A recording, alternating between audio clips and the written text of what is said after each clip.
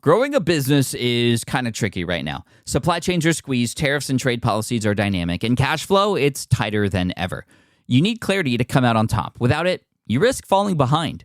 If only you could hop in the DeLorean and see the future, right?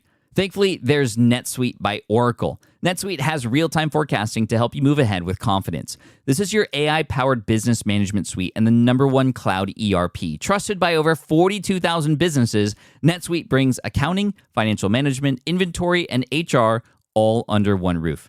It's your single source of truth, giving you the data and control you need to move quickly. And with AI built in, you can automate the busy work and focus on strategy. NetSuite helps you see what's stuck, what it's costing you, and how to pivot fast. If I were running a business with a lot of moving parts, I'd use NetSuite for full control over everything. Tame the chaos with NetSuite. If your revenues are at least in 7 figures, download the free ebook, Navigating Global Trade, 3 Insights for Leaders at netsuite.com/SPI. That's netsuite.com/SPI. Hey, I get it. You've worked really hard to build up your business, and it's doing great. So great that you need help now.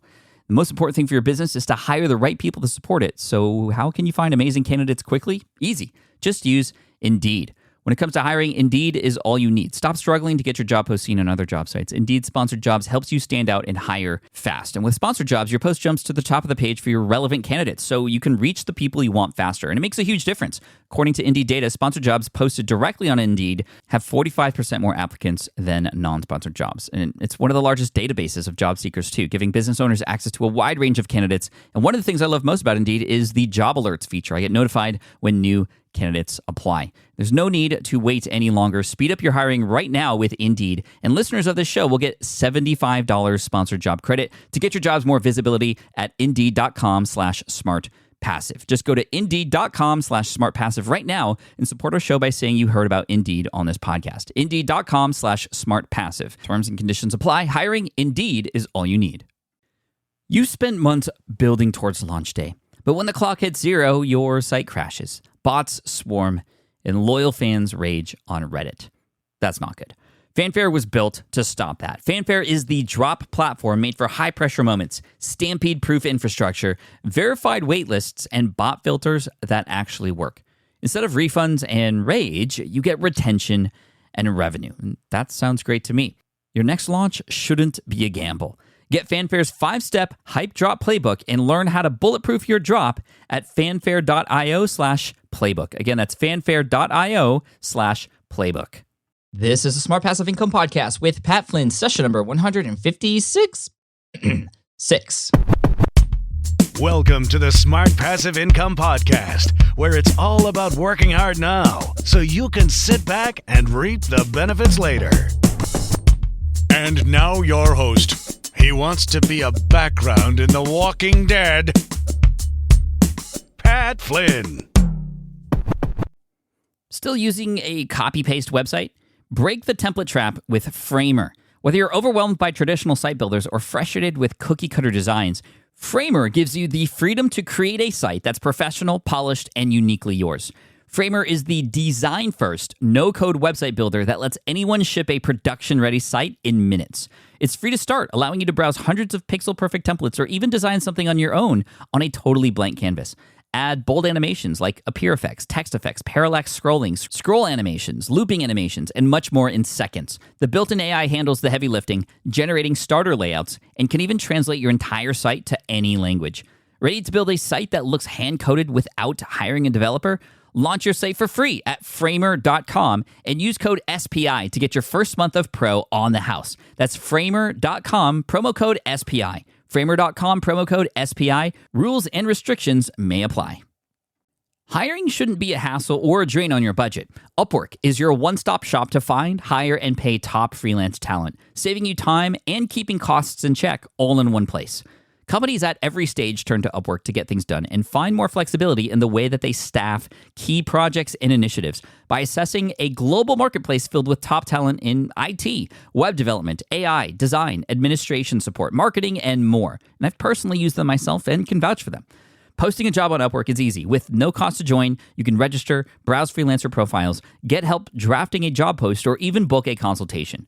From there, you connect with freelancers that get you and can easily hire them to take your business to the next level. Upwork makes the entire process easier, simpler, and more affordable with industry-low fees. Post a job today and hire tomorrow with Upwork. Visit Upwork.com right now and post your job for free. That is Upwork.com to post your job for free and connect with top talent ready to help your business grow. That's UPWORK.com, Upwork.com. Go there now. Hey, what's up, everybody? Thank you again so much for joining me today. I'm so thankful that you're here and you're listening in wherever you're at. I appreciate you so much. Today's guest, I'm really excited because his name is Abel James, somebody who I have been following for quite a while. And I got to know him really well at New Media Expo last year. And I actually saw him run up on stage to collect his podcast award. He has an award-winning podcast called Fat Burning Man with Abel James, and that's his brand. He is in the health and fitness industry. He's been doing some amazing things in this industry that, for one, is just quite saturated. So he's been able to stand out. But more than that, he's using transparent ways and authenticity, similar to how I run my business, to really stand out from everybody else out there in that space who's just doing things that aren't, that at least for me, wouldn't let me sleep at night internally, because there's just a lot of scammy red flag type things going on in this industry, in the fitness industry, and a lot of other industries. And we're starting to see this trend of people who are very transparent, very honest, and open and upfront about things, who are standing out, because that's honestly what people want nowadays. And so I'm very happy to welcome Abel James here. You're going to find out a lot of things about him and how he got started. It's an amazing story, but also how he's been able to turn all of this into an upcoming book called The Wild Diet, and his experience with writing that book, but also how he's been able to monetize his site through something unique, which a lot of us could probably benefit from, which are apps. I know a few people, especially in the fitness industry, who are doing really well with apps. And what I mean by apps is like iPhone applications or Android applications. And I know this is going to be a big aha moment for a lot of you guys as well. So let's get right into the interview. Here is Abel James from fatburningman.com. Abel James, what's up? Welcome to the Smart Passive Income Podcast. How are you today, man? I'm awesome. Thanks for having me on, Pat. Dude, this is so sweet. For those of you listening, Abel and I have met before. NMX last year, I watched him collect his prize on stage as the top health and fitness podcast in the Podcast Awards last year at NMX. Congratulations on that. Thanks, man. And now you're coming out with this book called The Wild Diet. And I think, a few of the listeners out there know who you are and what you've done. Your story is incredible. Can you start from the beginning for those of us who don't know who you are, and how you came to be known as the Fat Burning Man? Yeah. So it depends on where you catch me, but a lot of people know me from my podcast or online show. Some people from YouTube, some people just from the blogosphere. But I've been blogging about health for a while and writing about it, actually working as a consultant within the industry. So right out of college, I started working as a consultant with a lot of Fortune 500 companies. Some of them were chemical, others oil, others in food. I kind of figured out that they were one and the same a lot of the time. Right. And so for a while there, I actually had to kind of not be too upfront with my online persona. So I had this dinky little blog called Honest Abe's Tips. For years, that basically it was like Abraham Lincoln is peeking out behind a notebook computer as the little icon, and no one read it, and that was okay. And that was about health and fitness and stuff. Yeah, exactly. But then with the Fat Burning Man thing, basically I kind of looked at what was out there, and I realized that whenever I'm looking at any book, first thing I do is flip it over and see, like, is this person for real? What do they look like? Do they walk the walk? Whether it's health or business or whatever, it's like you can kind of tell from what someone looks like if it's real or not. Because we can talk about this more later, but a lot of books these days aren't written by the people whose names are on the front, and you kind of have to know what you're getting into, especially in the health industry. So I wanted to do what a lot of people aren't willing to do, is just put yourself right out there. And so I kind of created this ridiculous, like, over the top Fat Burning Man thing, which is like, my thumbnail is a picture of me like Wolverine looking with my shirt off, walking through the woods. And it's just, kind of like Steve Cam is a mutual friend of ours. And I think that, like, his thing, Nerd Fitness, is just so much fun. And there's a lot of opportunity to bring positivity to such a negative industry, such a negative world through, kind of just putting yourself right out there. Yeah, I mean, that's definitely what Steve does. Again, he's at nerdfitness.com. I've been trying to get him on the show for a long time too, because his community is just I mean, they're just huge fans of him and the brand, and they all sport his shirts and stuff. Totally. It's so and, much fun. And what's cool about Steve, but more so about you too, is you are very successful in a niche that is extremely competitive. Yeah. And a lot of people come to me and they say, Pat, like, I'm really interested in the health and fitness industry. And if people came to you and said the same thing, Abel, I'm interested in health, nutrition, fitness, diet, and I want to get into the space. I want to build a brand. What would you say to them? Would you say, no, it's kind of full already? Or what would you say to those people? Well, I love it. Actually, I don't even think you know this, Pat, but I've been following your blogs and your stuff for a long time. And you're like scrappy and like get it and have this like deep analytical mind that you really openly let people see. And I think that's so cool. On my side, it kind of appears as if that's not going on, but it totally is. You know, like behind the scenes, yeah, there was a lot of me kind of like sitting back, analyzing what does it look like right now. So when I started my podcast and that whole brand of Fat Burning Man, that was like, 4 years ago. And it was not cool to talk about health and paleo. No one had heard of it. And, like eating real food was something that was just not really talked about that much. But I could tell that that people were starting to get interested in this and that the pendulum was kind of swinging back toward people care about their health because things are just getting so bad. So, I mean, if you look at where to start a business, and I started a lot, at the same time, I actually started an online network for entrepreneurs, Startup Jumper, that I never wound up monetizing, but it was actually kind of a cool little experiment. But I did a lot of different things. And yeah, health is so saturated. It's so cutthroat. And, people who are willing to advertise on porn sites and do all this other stuff, like not writing their own books and gaming systems, you're kind of competing against this this industry is ugly, when you get to see its underbelly and the inside out. So yeah, there's a lot of that. But at the same time, I was looking at where I was coming from. What are the things that I can do better than what's out there, and being a musician, someone who knows how to use a microphone and is certainly comfortable in front of one. I'm just like, well, obviously having like some sort of multimedia experience where I talk about the truth in a way that no one else really does or is willing to was something that I thought was not only a passion of mine. I've always been a health nut, but also kind of like a service that creates this thing that's so much bigger than you. And then you have to do it and you have to keep doing it because you built this community. It's this whole ecosystem and organism that you're responsible for, in the same way that people are wearing Steve's shirts around and just like pioneering his cause. When you start to see that you're really affecting people, it's a cool thing. It is really cool. So you stood out sort of on the different platforms, multimedia, like you said. You stood out because you were taking an honest approach, which is very similar to the approach I took in a back then very sort of nasty industry called internet marketing, which is still fairly nasty as well. Totally. You put your personality into it. I know this because I read your blog and I've listened to your show before, and I love that. And I think everybody should be doing that on their site, no matter what kind of business they have.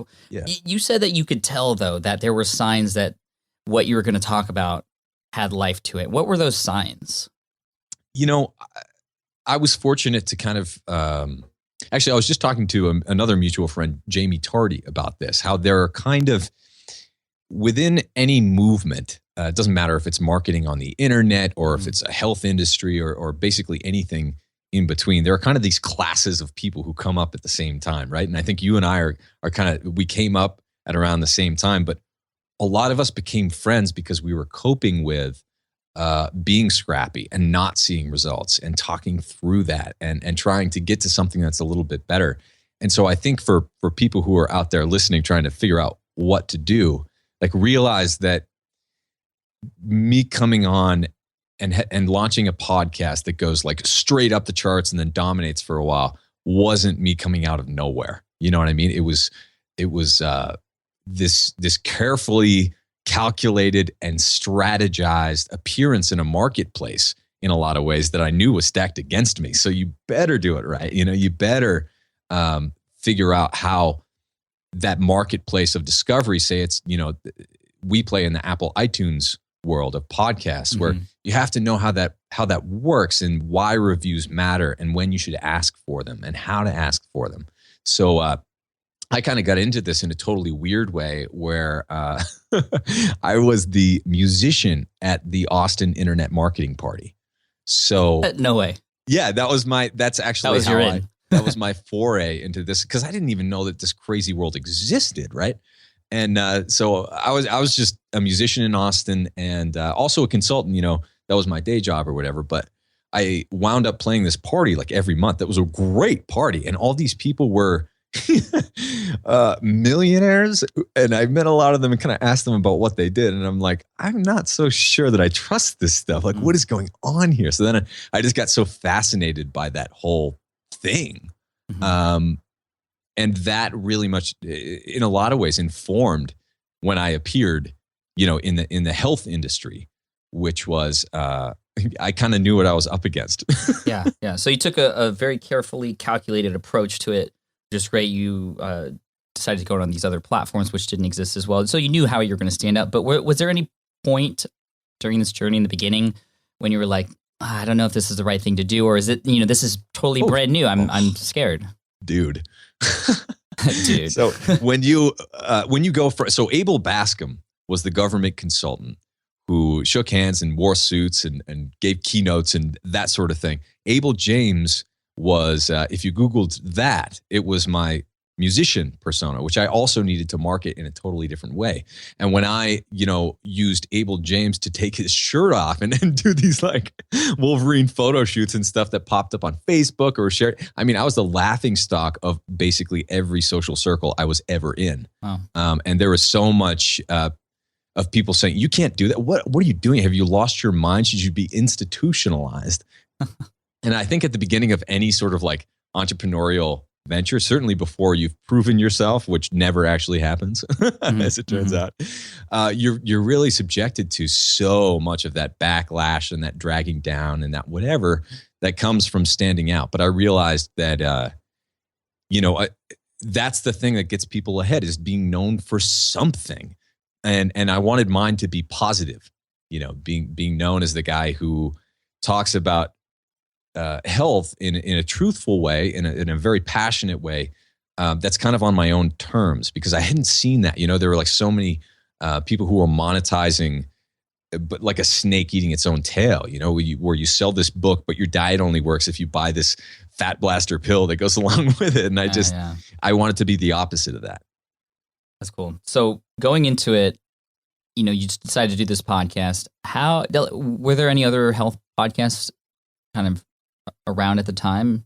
Yeah, totally. So what I saw is, Rob Wolf is someone who's behind a lot of the paleo work and well known in the field, and he has a great podcast. He's been doing it for longer than I have.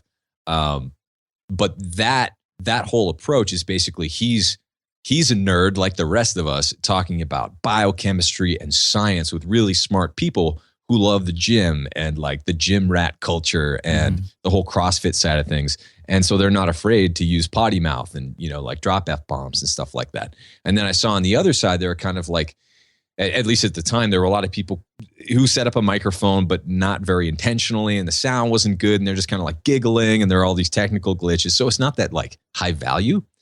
And so for someone like me coming in there, I knew that if I could deliver something that was high value in an entertaining way that people could listen to, that was also me on my best behavior, like kind of a friend called me Captain America for that online like fat burning man persona. Because if you meet me in person, I'm much darker. They're a multicolored personality, and I've been in the arts for a long time, so it's not always happy-go-lucky Abel or whatever. But I wanted to bring that to the marketplace because I saw that that's what it didn't have. It had Jillian Michaels at the top of the rankings, and I wanted to just break that open and show that you could do that independently as well.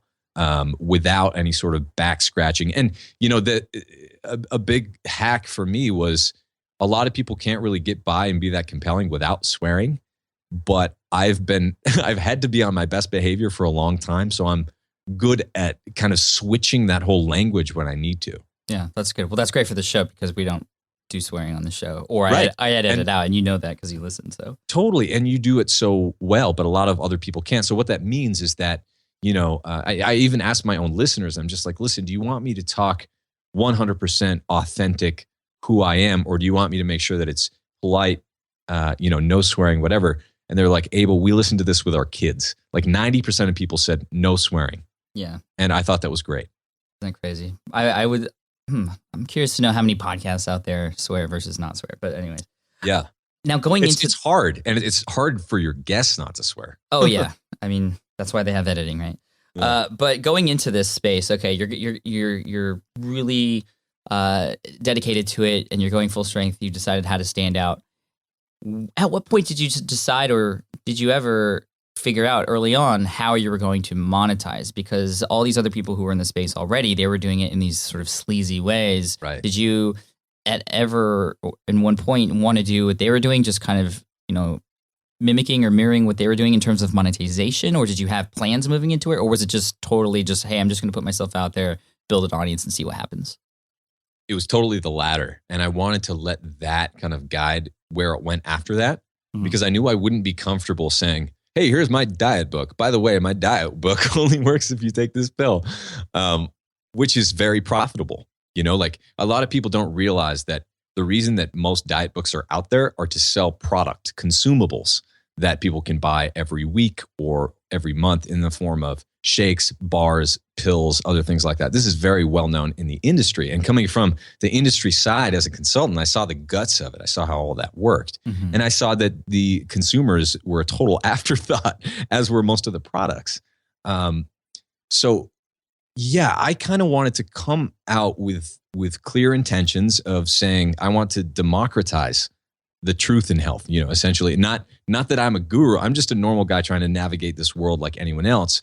But I think hopefully by finding the right people, talking to them, and letting them share their own expertise and experience in the health world, other people can learn from that. And I was very intentional in not having, I was offered $40,000 a month years ago to advertise on my show by a bunch of different places. And I've turned down that. I turned down the $500,000 book deal. I turned down a lot of things to keep this high integrity and to keep it authentic. And we can eventually get to how I monetize that if you want to. Yeah, we'll get there in a second. But I just wanted to say, thank you for saying that. And it's very much in alignment with how I approach things. I've gotten approached for 5-figure sponsorship deals, like mid 5-figure range, and it's just like, it doesn't make sense if it's not going to help my audience, or it's just not the right fit. Mm-hmm. So this is why I love you, Abel. I mean, just we align in our values in this so much. When you started out, how did you get exposure? I think a lot of people can relate to figuring out ways to stand out, understanding a niche, whether it's competitive or not, and understanding what they could possibly do to make an impact and make noise in it. But then how do you actually make noise? How did you make noise when you first started out?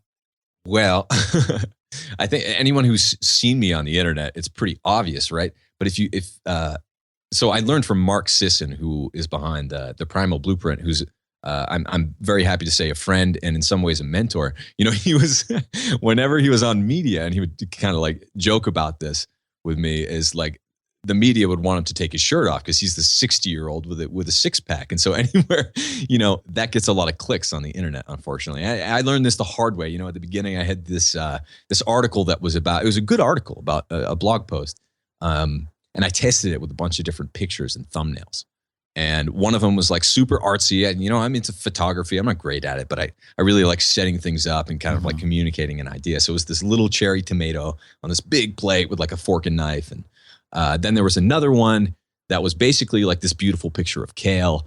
And then the one that I was testing was basically a picture of me with my shirt off. It was just like blatant, flagrant abs. And so I measured the clicks that came in on that because it sells, right? And then, so I wanted to see if that was actually true. And sure enough, the picture of kale got like 2 clicks.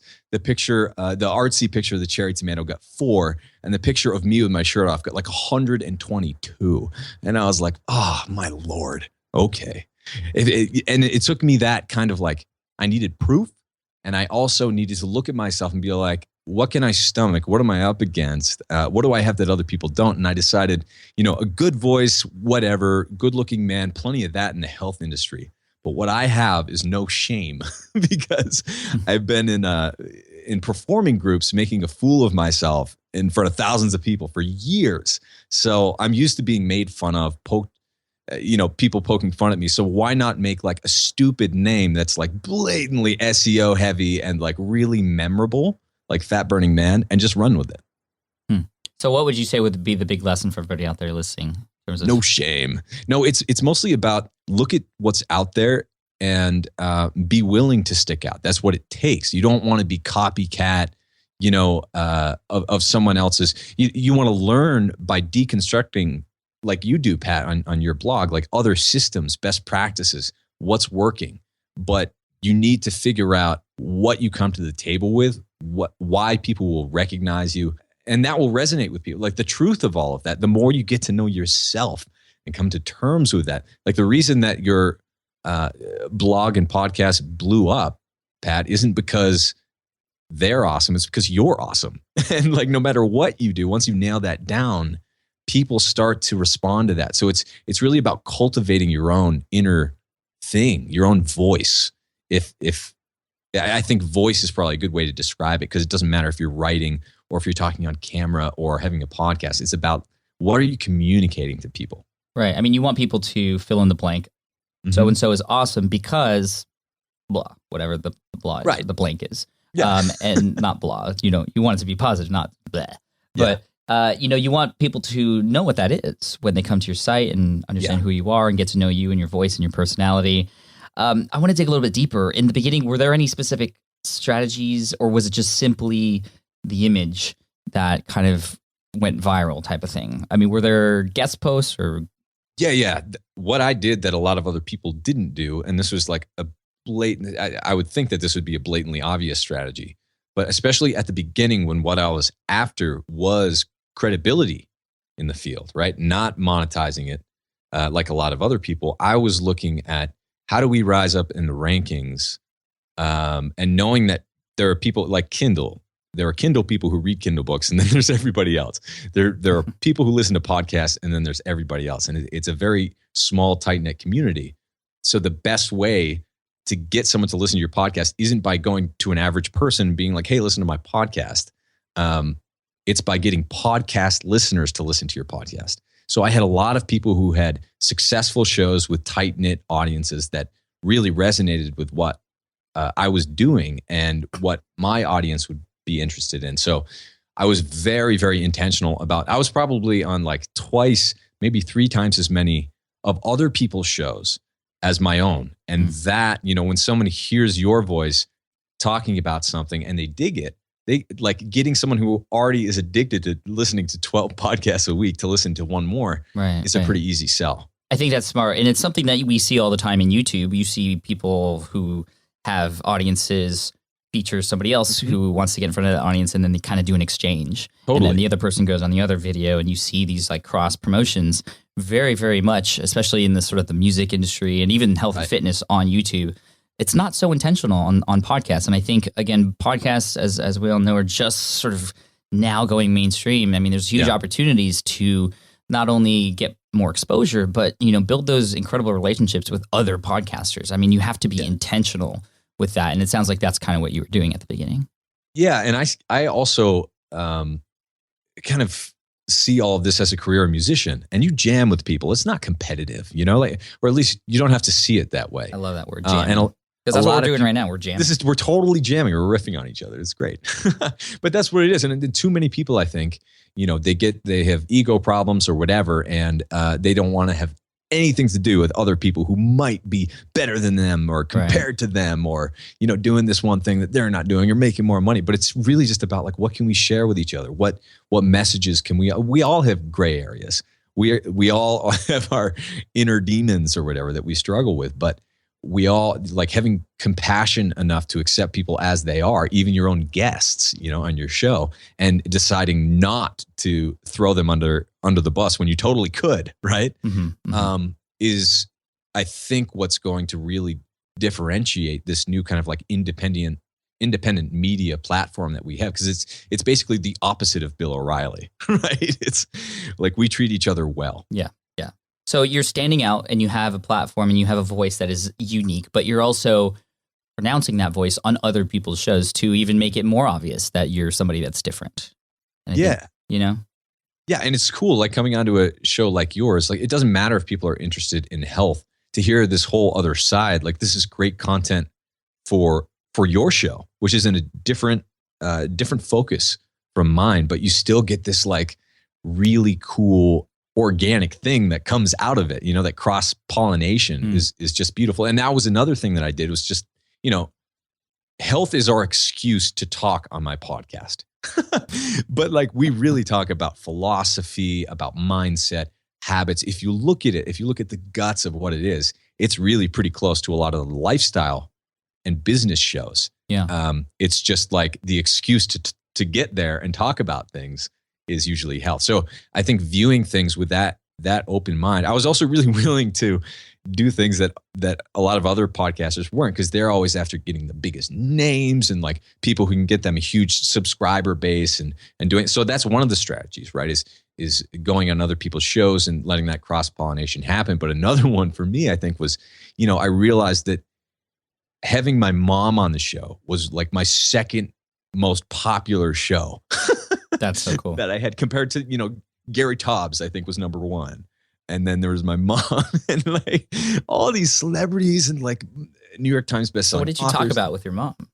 It was just real. You know, she's a holistic healer, and she loves food, and she's had thyroid problems. And we talked about, you know, just joked about what I was like as this crazy little kid who grew up. Right there.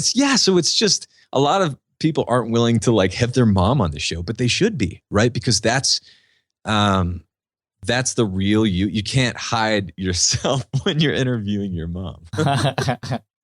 That's so good. Okay, so you're building this audience. You're doing a lot of great things on the podcast, on the blog. And then tell me the journey of monetization on your site. When did that sort of first enter your brain, but then actually come about?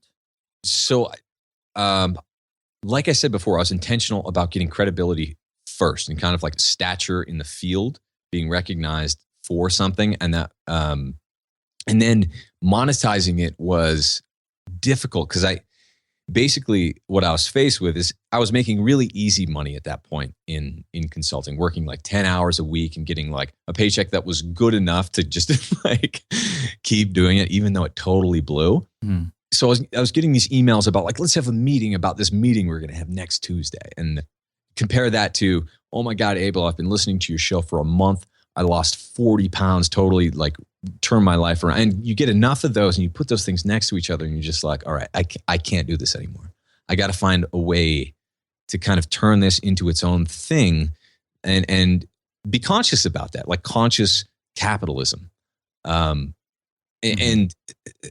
I kind of looked at what was out there. I saw all the different models of making money and I'm just like, I can't really feel comfortable with that. But what do I do every day? You know, like what can I share with people?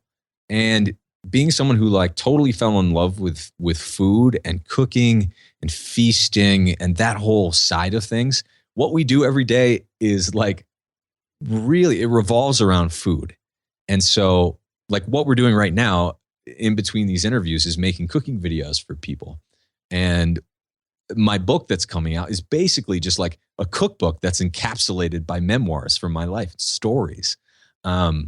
So storytelling and getting people to gather around a dinner table, I can get behind that. Getting good food into schools, you know, things like that they really get me excited and feel good instead of being like, okay, got to like downshift into extracting money from the end consumer, you know? Mm-hmm. It's not about that. I want it to be like this organic thing, no pun intended, that basically the people feel comfortable buying something that makes sense from me. You know, so when I had a number one podcast coming out with something to make money that made sense was like, what do we got? Okay, a world full of people who don't have quick, easy meals, but they do have cell phones. So let's make apps and ebooks that go directly on the phone and videos that do that too and monetize that way. So selling apps, like I said, within that same Apple marketplace, my listeners are Apple customers. And like Apple customers are okay buying apps, especially really good ones. So we made really good apps and then monetized that way and blew that up too. When you say we built apps, who's we? When I first started, actually, I've been a programmer for a long time, but I think one of the important things to do as you kind of like level up, you learn what you like, you learn what you don't like, what sucks your energy, what you're good at. I'm not like, my time isn't best spent anymore writing code.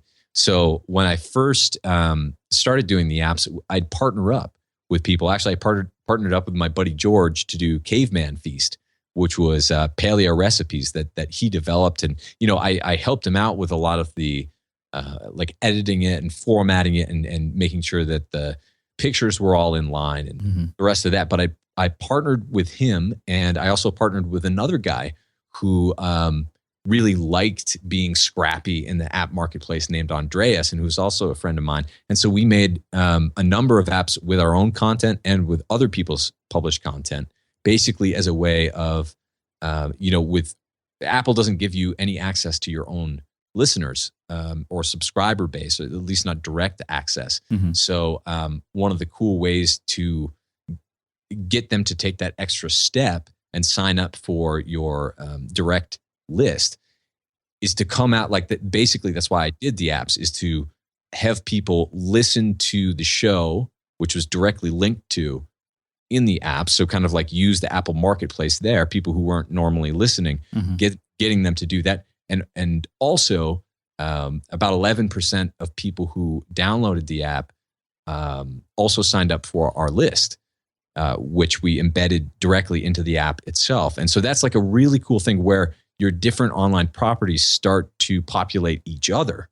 And you're awesome. Drawing from the different marketplaces to grow. That's awesome. I've actually downloaded the Caveman Feast app. It's great. Cool. Thank you for that. Actually, it's helpful. Thank you. Yeah. And so we tried to play to our weaknesses, right? Like we can't compete against the Food Network and Martha Stewart in terms of like sheer volume of content and professionalism and all this other stuff. But we can certainly beat them in the marketplace by making stuff that's real and super helpful and timely, that we beat them to it, making a really cool, beautiful app that's not perfect, but it's there, and it's made for them. It's made with the end consumer in mind. How long did it take you to get your first app out there? It only took a few weeks, actually. I guess the first one was a few months just because we were going back and forth on a few things and really getting the kind of like, it's really not much different from building a website. Once you build one, you can build a lot of them. You kind of have this template down. You have this code that runs behind it. You know how to use that code. You know what you can manipulate. And interestingly enough, the first app that we made, actually the framework of it came from Andreas had this one blog about being a bicyclist in London.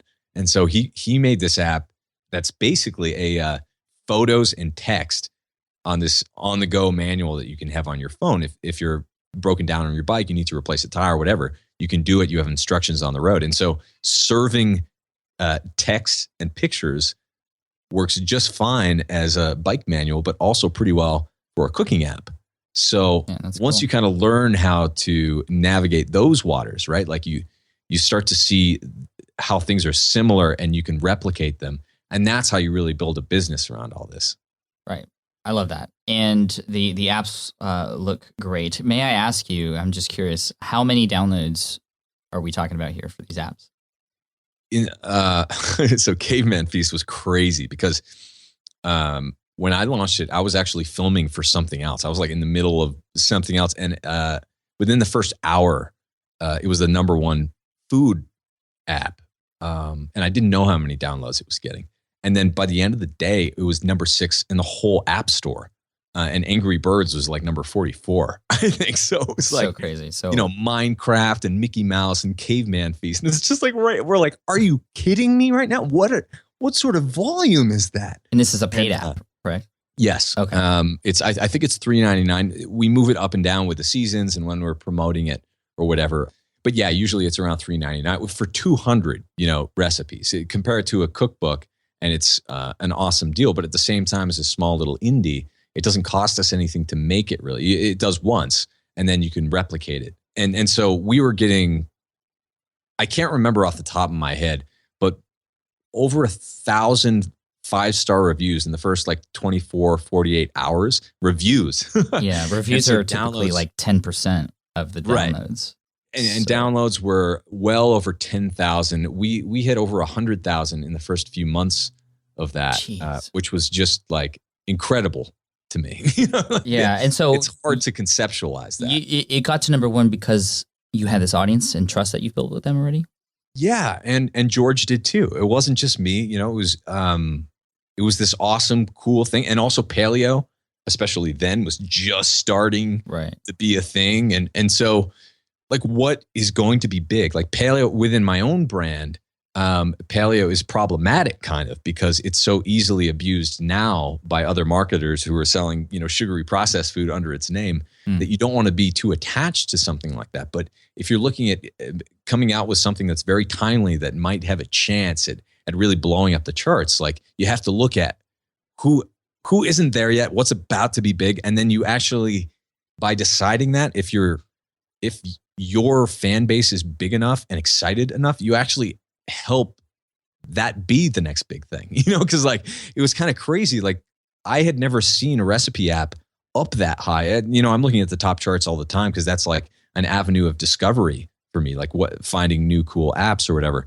And so to bring paleo out there in enough marketplaces, and it's not just me, you know, it's like a lot of people, but being wrapped up in something that's cutting edge like that is really cool. And I think people can really do that. Even in a, you know, saturated marketplace like health, we found a way to do that. It's going to be different 3 years from now, right now, you know, like it's always changing. But as long as you kind of align yourself, like I said, with the right class, the reason that I was able to partner with George is because we were friends from like 2 years before that, you know, and we were just drinking at a bar and like, it was either we were going to fight or we were going to become friends, and we looked at each other's eyes and decided to be friends. It's like, but you can't have those, you know, magical partnerships that appear out of nowhere. You really have to nurture the right kind of thing, and then you can do great work together. Yeah, thank you for that. And I want to remind everybody of a previous episode of the Smart Passive Income Podcast, episode number 39, actually way back over 100 episodes ago.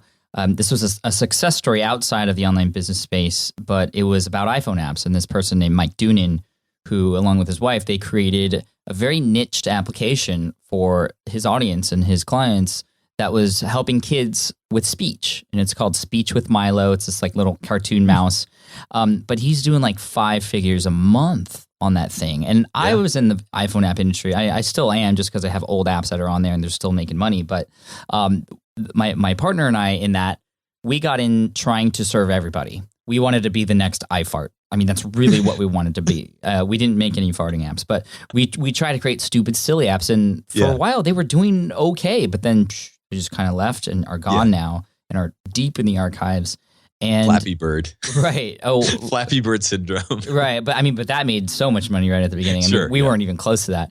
But the point here is, okay, you took the time to find a niche that you were interested, had passion, expertise in. It was very large, and you found your space in it. You built this audience through trust with your podcast and your just authenticity, and you built this authority. And then here you are coming out with an app for this very particular niche, but it's almost guaranteed. I don't want to say guaranteed, but it's set up to do great things when you approach it that way, as opposed to how my partner and I did it, where we didn't have any audience, and we're just like, here's an app world. Like, please like it. And we were like paying for ads for a little bit. And it's just like, it was really, really forceful to try and get the word out there.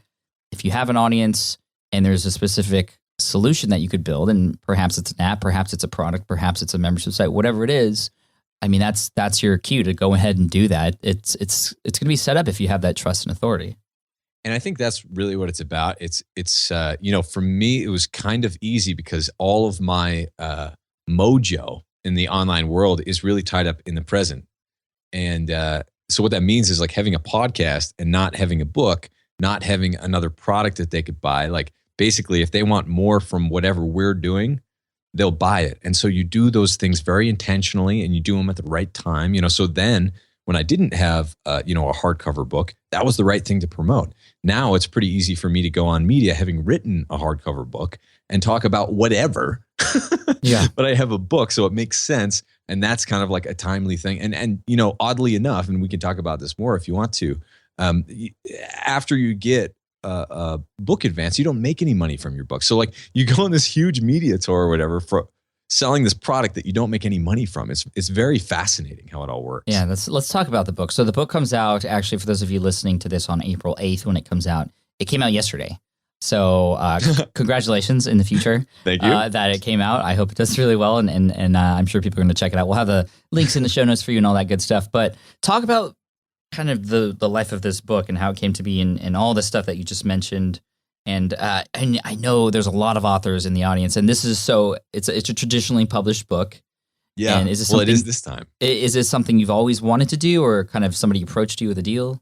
This is so funny because I, eventually I did put out some of my stuff, basically just blog posts that were really organized well as an ebook, and I called it The Wild Diet. But it started off before that as Fat Burning Man, this thing that was written only for men that, I printed a bunch at Kinko's and gave it to friends and like whenever I spoke or whatever.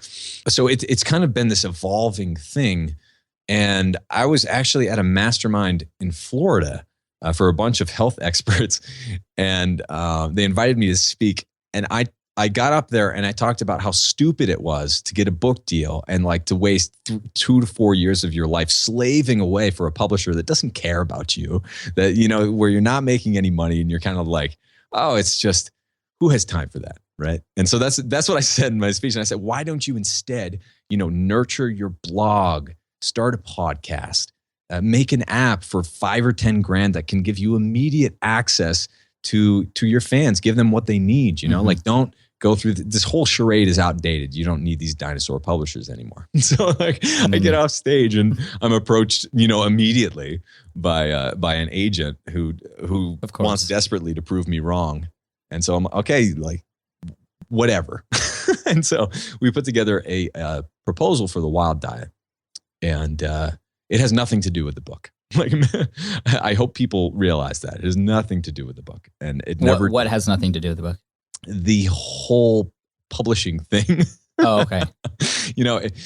And there are definitely exceptions, but for whatever reason, this avenue of basically having deals thrown at me, I didn't even have to go to New York. This agent, set up like 18 calls in just a couple of days where I was being shopped around because it's this hot new diet book. What that means is that they saw that we sold 100,000 apps, and that I have a huge online following, and that I haven't put out a hardcover book yet. So they're looking at the platform. They don't really care about the book that's in between. In fact, I was encouraged. I really do appreciate my publisher, Avery, Random House, and Penguin. They're all kind of the same thing now. But while I was being shopped around and being influenced by a lot of other people who are writers, I was really introduced to this crazy world of people who don't write their own books. And I was encouraged not to write my own book by several people who have encouraged me to hire ghostwriters and kind of do this whole other thing, because basically they wanted to use my name and milk the audience to sell the book. So, and a lot of people, it's interesting. That's why I walked away from a $500,000 book deal, is because I wasn't comfortable signing my name when someone else would own my name from that point on, and be able to like sell things under my name. And that's what a lot of deals look like in media. If you're an actor, if you're a musician, I was coming into this as a musician also, someone who really understands the publishing world from that perspective. So I don't really care how they operate or what their rules are. I wouldn't sign a piece of paper, and this is what I told my agent, where it didn't make sense. Because I know if we want to really gather momentum and sell this book, we can make a lot more money if we keep 100% of it, right? Mm-hmm. And there are a lot of bookstores out there. I love bookstores, but they're not doing too well, books don't really sell there anymore. So the idea of using a publisher is bizarre today, but it's one for someone who has worked so hard to build up a loyal following, like a lot of us have.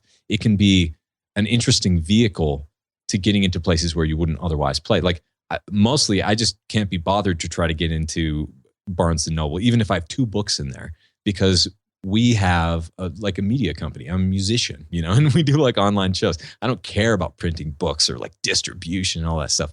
So partnering with someone who specializes in that is really cool. So I see it as a partnership, and you form a relationship with the people there. And ultimately, I walked away from the deal, and they're like, no, we really want this, whatever you want, and they helped me out, worked with my lawyer.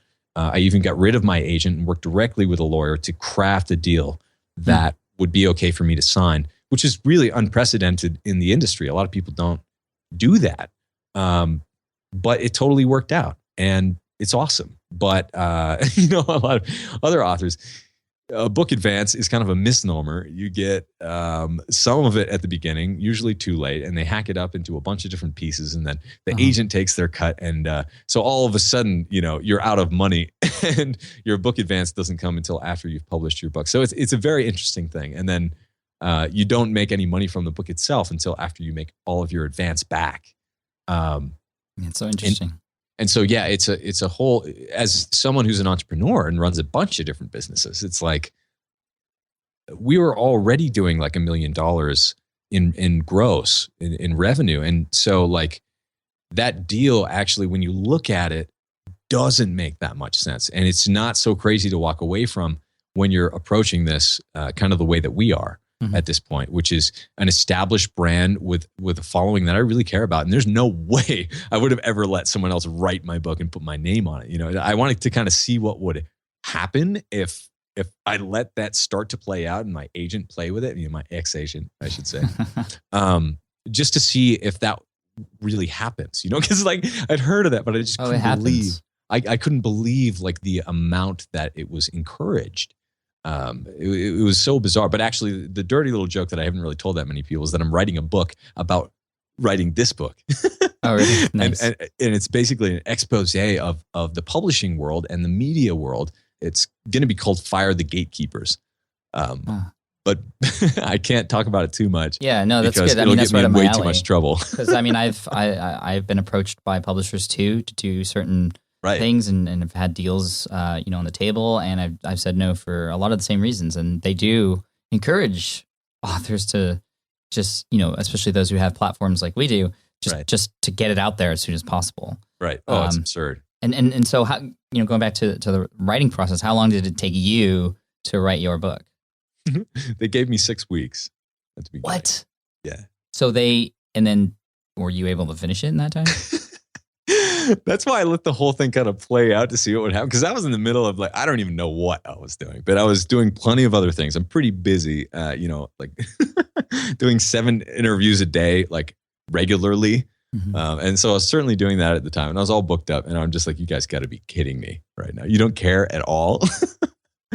But eventually, no, it's cool. So I worked it out. Essentially, that's why I fired my agent, is because I wanted to see. She was proving herself to me, and it was absurd, like what was happening. I decided to get in direct touch with the editor at the publisher, a wonderful woman named Megan, and we kind of just worked it out. And she's like, okay, well, after I walked away from this ridiculous deal, where you get a $500,000 advance to write a book in 6 weeks, like, you got to be kidding me. That's why I walked away. That's a big reason why I walked away. And so when I came back, we just talked it out. And she's like, how long do you need? And I'm like, I would love this summer to write my book. Can I just hang out and actually write this thing? Because this is absurd. I will never let this happen. And I really do want to write a book. I want to put out a good book that people care about, and that they can give to each other for the holidays or whatever, because it has great pumpkin pie in it. My mom's pumpkin pie. And it is just a good excuse to kind of go off the grid for a while, which we did. She's like, yeah, you can have until August. So I took the whole summer to write it and finish it up. And then, of course, there are other rounds of editing, and you go back and forth a little bit. But mostly I gave myself a couple of months. And what we did is kind of cool. It was last June. We were living in Austin for the past 6 years. And we sold everything. I sold my house, my cars, downsized, and we flew immediately to Fiji, and then Australia, and then lived in Bali for a little while, and then just traveled around North America, living in the woods and state and national parks. And that's why I haven't had a podcast in 6 to 8 months, is because there isn't any internet in the woods yet. But they're working on it. So I'm coming back on the radar and letting this whole book thing kind of dictate a cycle of my business for a while. And it's been really cool. It's not always easy. You really have to work with people. You have to partner with people. You have to nurture those relationships. And for someone who's used to being a rebel in the online world, sometimes that can be hard to stomach. Yeah. That's awesome, Abel. Thank you for sharing all that. Sure, sharing all that. Where can people learn more about you and your book and all that good stuff? So the book itself is called The Wild Diet, and that's at wilddietbook.com. And we're giving away a bunch of cool stuff like cooking gear and even a drone and GoPros and other kind of like adventure things. Because it's a book of stories about great food and about like getting outdoors and into nature. So it really celebrates that. But if anything else, it's really about the cookbook that's in it, because the recipes are awesome. So Wild Diet Book is where you can find that. And if you like podcasting, which you might, it's not hard to find me. It's Fat Burning Man. That's what it's called. Nice. Abel James, everybody. Abel, thank you so much for coming on and sharing all this and the amazing journey you've had. A lot of gold nuggets in here. And we look forward to seeing how your book does. Thank you, Pat. You are one of a kind. And I totally dig your show. I mean that. Thanks, man. Appreciate that. All right. I hope you enjoyed that interview with Fat Burning Man himself, Abel James. You can find him again at fatburningman.com, and also check out his book, The Wild Diet, at wilddietbook.com. Definitely something that I'm going to pick up because I've been doing a lot of cooking myself lately, and I love a good story, especially when it's related to food. So again, that's wilddietbook.com. Thank you, Abel, for coming on and sharing all of that. I'd also like to thank all of you for listening. And if you'd like the links and the resources mentioned in this episode, head on over to smartpassiveincome.com/session156. I'd also like to thank Ryan Moran, who was actually a guest on episode 144 of the SPI podcast. He's come on to sponsor this episode to help promote his own podcast. One of the only other ones I listen to, actually. It's great. It's called Freedom Fast Lane. And if you go to freedomfastlane.com/Pat or look up Freedom Fast Lane on iTunes, you go ahead and check it out. He talks not only about how to build a freedom-based business, but also how to turn those profits into passive income. So he goes a little bit deeper than me, actually, with what to do with a lot of those earnings. And I highly recommend you check it out. He blew a lot of people's minds when he came on in episode 144 talking about building $1 million business in 12 months. And he revealed a lot of things that a lot of people were really excited about. And I'm actually going to do a lot of what he talked about later this year as well. So again, Ryan Moran from Freedom Fast Lane. Check him out. Look up Freedom Fast Lane on iTunes or go to freedomfastlane.com/Pat. Thank you again to everybody who's listening in, and look out for next week's episode. Make sure to subscribe so you get it directly into your device. But next week, we're talking with somebody who was really inspirational to me when I got started, when I first saw him on a TED Talk. And his TED Talk really affected me.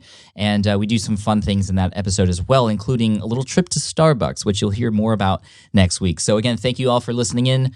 smartpassiveincome.com/session156 for the notes. And I'll see you all next week. Thanks.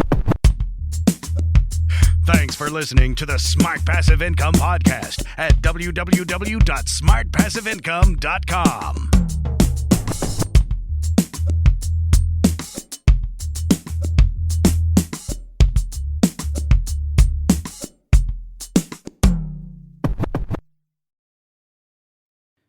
Look, I get it. You want to grow your business, but trying to sell to hundreds or even thousands of people gets very exhausting very fast. But what if you could sell at scale with a simple, powerful quiz?